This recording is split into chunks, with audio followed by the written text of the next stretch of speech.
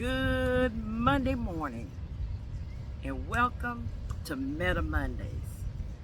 I am your host, Dr. Linda Williams Lockhart, coming to you from the beautiful Dubai in the UAE again. I would like for you to ignore, if you can, the distractions in the background, the noise, and tune in to the lesson for today. So today we're going to pick up with verse 38 in John chapter 11. And it reads as thus. So Jesus, again being deeply moved within, came to the tomb. Now it was a cave, and a stone was lying against it. And Jesus said, "Remove the stone." Martha, the sister of the deceased, said to him, "Lord, by this time there will be a stench, for he has been dead," he referring to Lazarus, "has been dead 4 days." Jesus said to her, "Did I not say to you that if you believe, you will see the glory of God?" So they removed the stone, and Jesus raised his eyes and said, "Father, I thank you that you have heard me, but I knew that you always hear me. Nevertheless, because of the people standing around, I said it, that they may believe that you sent me." I want to stop right there. This lesson talks about Jesus approaching the stone or the tomb. So I want to title this podcast, "Move the Stone." Move the stone. Now, in the verses that I just read, it talked about that Jesus, it says Jesus once more was deeply moved. He came to the tomb. It was a cave. A stone laid across the entrance. Now I want you to imagine this scene. A cave, dark and cold, heavy with the smell of decay. A large stone blocking the entrance, a symbol of the finality of death. You got your mourners that's gathered, hearts heavy, whispering in sorrow. And even here, John emphasizes Jesus' deep emotion. The phrase "once more deeply moved" reminds us that Jesus is not numb to grief. He feels it all. He feels the sadness, the injustice, the weight of death.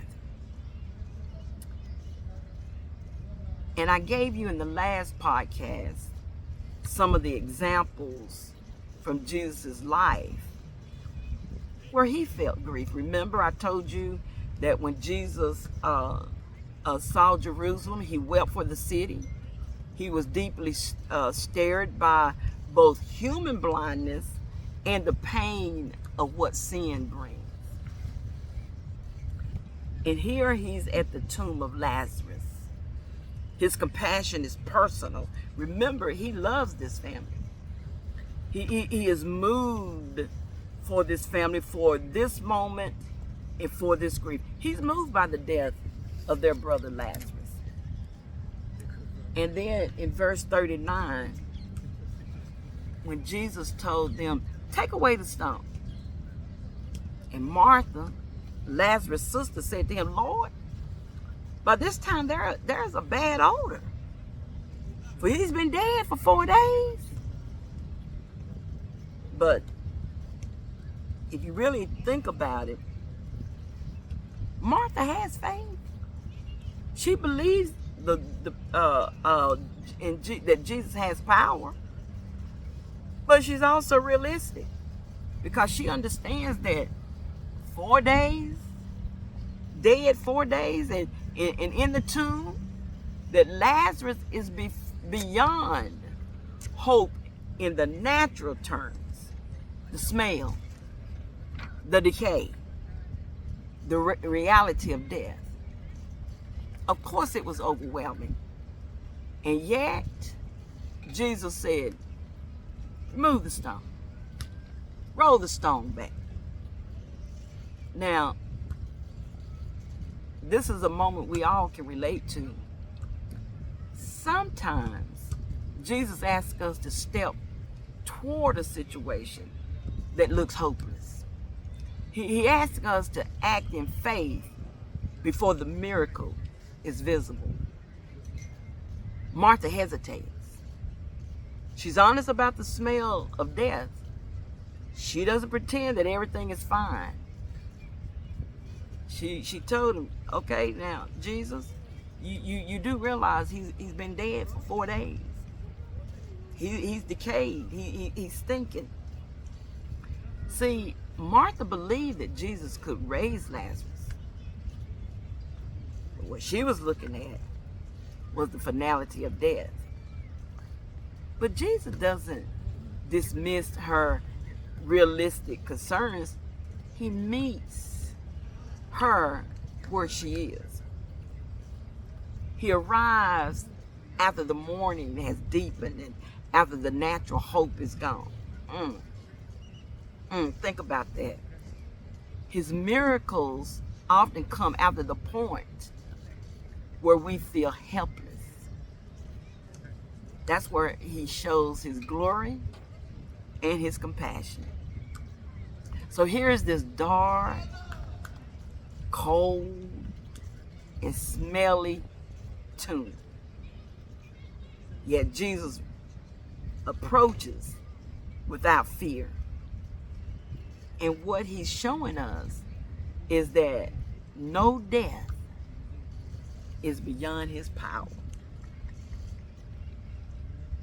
On the cross, Jesus entered the ultimate place of death and suffering. And there he bore the sins and grief of the world. So he knows what it is to face the weight of death and human despair.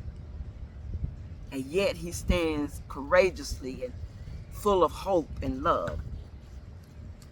I want you to think about a moment in your life, about the stones in your life, the obstacles, the hopeless situations, the griefs that feel impossible.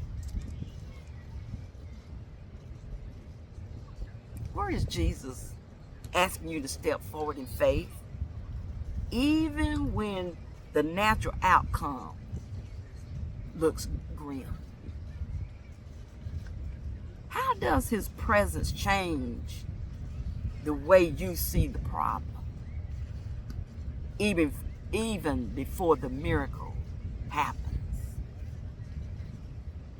Martha's honest doubt and Jesus' command reminds us faith doesn't ignore the reality. You're still sick.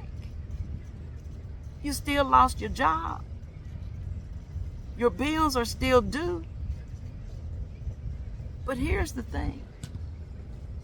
When we face these realities, we have to face it with faith steps into it with Christ. See, we all have these stones in our lives. Your stone could be health challenges. Every day you're hurting. You've just been diagnosed with cancer, diabetes, high blood pressure, other chronic illnesses. You may be having mental health struggles or this long-term pain that seems like there's never any ending. Like Lazarus' tomb, the situation seems hopeless. But Jesus can bring life in hope, even in the hardest circumstances. Maybe you're in a broken marriage. Maybe you are estranged from your children or your family, or you have fractured friendships. You feel isolated because family members have turned away. Martha saw her brother's death as final. In life, there's some family conflicts that feel impossible. They seem to be too impossible to fix. But Jesus calls us to just trust him. Maybe it's a financial burden. You have more debt than money. You've lost your job. Or you have unstable income that's creating this fear and anxiety. You feel buried under your bills and responsibilities, and you see no way out. Stone of financial pressure seems immovable. But yet, small acts of faith, prayer, is a wise step. Trusting God's provision that he can move it. Maybe you're struggling with an addiction. Could be with alcohol, drugs, anger, or even just other destructive habits. Maybe you're feeling trapped by cycles that you can't escape. Just as Lazarus had been in the tomb 4 days, some struggles feel hopelessly entrenched. But Jesus asks us to step forward and trust his power to restore life. Maybe you're going through grief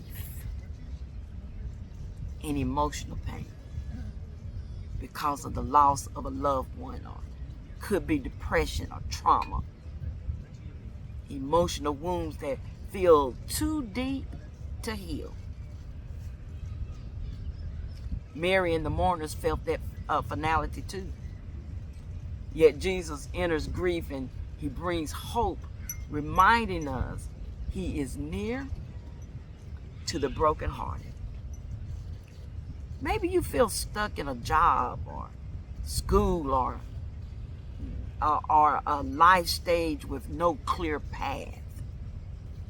You're wondering if your gifts or dreams will ever make a difference.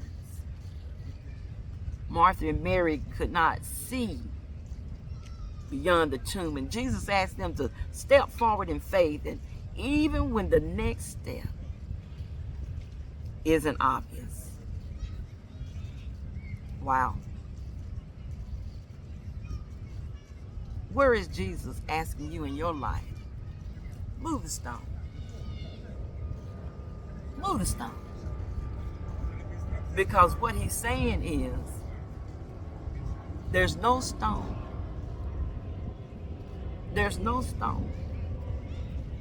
that will ever keep me from you. Roll the stone.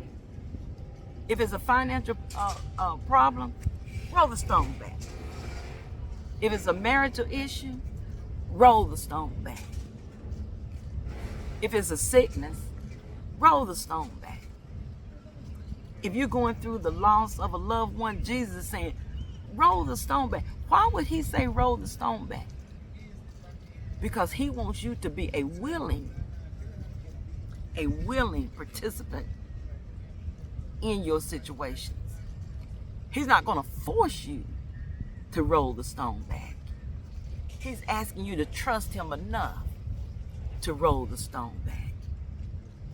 Roll the stone of marital despair. Roll it back. Roll the stone of sickness back. Roll it back.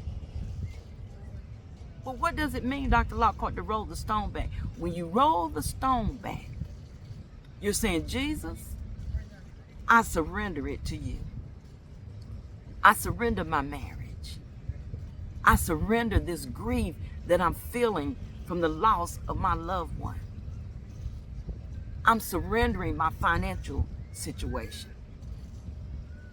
I'm surrendering whatever issue that I have. I'm rolling it back. I'm surrendering it to you. I'm going to trust you that you can resurrect whatever is dead in my life. No matter how long it appears it has been dead or seems to be dead, I surrender it to you. I'm rolling the stone back. Listen, I'm a witness. It's difficult to roll the stone back. But I've also experienced rolling the stone back. And when we roll the stone back, that's when Jesus does his best work. Roll the stone back. Roll it back. I rolled the stone back on childhood despair. I rolled the stone back on many traumas that happened in my life. I rolled the stone back on financial despair. I've rolled the stone back within my marriage. I've rolled the stone back. Oh, and I'm here to tell you, when you roll the stone back,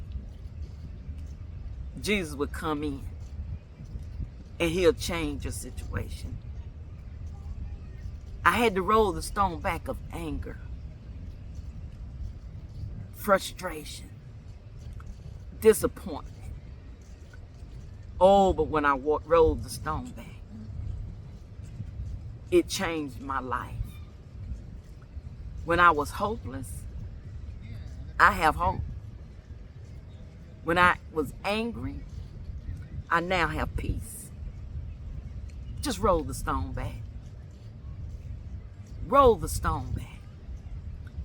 And in rolling the stone back, you say, Lord, I trust you. I trust you with my life. I trust you with my situation. I trust you, Lord, that I know my body is racked, is every day is painful. But I'm going to trust you that you'll give me relief. And even if he decides not to give you relief here, if you know who Jesus is, he'll give you relief in the next life. Jesus said, if you're going through a financial situation, he said, I will provide all of your needs. If you feel neglected and alone, Jesus promised, I'll never leave nor forsake you. He asked Martha, do you believe this? And when we believe that Jesus can do what he says that he can do, we won't have a problem rolling the stone back. Because he's going to do what he promised. So I'm encouraging you to just roll the stone back. Roll the stone back. Trust him. Believe him. Fall in love with him. And next week you're going to see what happens when you roll the stone back. And until then, until next Monday, have yourself a super fantastic, great week. And my prayer is that you will roll the stone back. God bless you, and I love you. Just roll the stone back.